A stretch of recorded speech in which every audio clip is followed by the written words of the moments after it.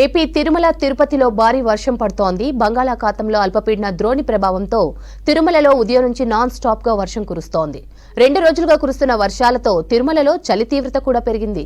రాత్రంతా మంచు కురుస్తుండటంతో భక్తులు ఇబ్బంది పడుతున్నారు. మరోవైపు తిరుమల వెళ్లే రెండో ఘాట్ రోడ్లో అక్కడక్కడ కొండ చర్యలు, భారీ చెట్లు విరిగి పడుతున్నాయి. రెండో ఘాట్ రోడ్లోని రెండో మలుపు సమీపంలో రోడ్డుకు అడ్డంగా బండరాళ్లు, భారీ వృక్షాలు విరిగిపడ్డాయి. దీంతో ట్రాఫిక్ కు అంతరాయం ఏర్పడింది. విరిగిపడిన కొండ చర్యలను, భారీ వృక్షాలను ఎప్పటికప్పుడు టీటీడీ అటవీ శాఖ సిబ్బంది తొలగిస్తున్నారు. వాహనదారులు అప్రమత్తంగా ఉండాలని అధికారులు సూచిస్తున్నారు. బంగాళాఖాతంలో ఏర్పడిన అల్పపీడన ప్రభావంతో ఏపీలోని పలు జిల్లాల్లో మోస్తరు వర్షాలు కురుస్తున్నాయి. చిత్తూరు, తిరుపతి, నెల్లూరు, పశ్చిమ గోదావరి జిల్లాల్లోని పలు ప్రాంతాల్లో ఆకాశం మేఘావృతమై వర్షం కురుస్తోంది. చలిగాలి తీవ్రత పెరిగింది. నెల్లూరు జిల్లాలో పిడుగుపాటుకు 11 గొర్రెలు మృతి చెందాయి. రానున్న మరో 3 రోజులు భారీ వర్షాలు కురుస్తాయని వాతావరణ శాఖ అధికారులు తెలిపారు.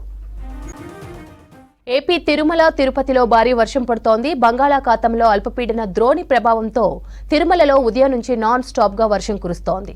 2 రోజులుగా కురుస్తున్న వర్షాలతో తిరుమలలో చలి తీవ్రత కూడా పెరిగింది. రాత్రంతా మంచు కురుస్తుండటంతో భక్తులు ఇబ్బంది పడుతున్నారు.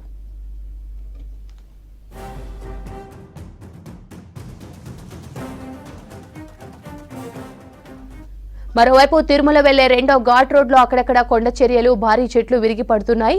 రెండో ఘాట్ రోడ్లోని రెండో మలుపు సమీపంలో రోడ్డుకు అడ్డంగా బండరాళ్లు, భారీ వృక్షాలు విరిగిపడ్డాయి. దీంతో ట్రాఫిక్ కి అంతరాయం ఏర్పడింది. విరిగిపడిన కొండ చర్యలను, భారీ వృక్షాలను ఎప్పటికప్పుడు టీటీడీ అటవీ శాఖ సిబ్బంది తొలగిస్తున్నారు. వాహనదారులు అప్రమత్తంగా ఉండాలని అధికారులు సూచిస్తున్నారు.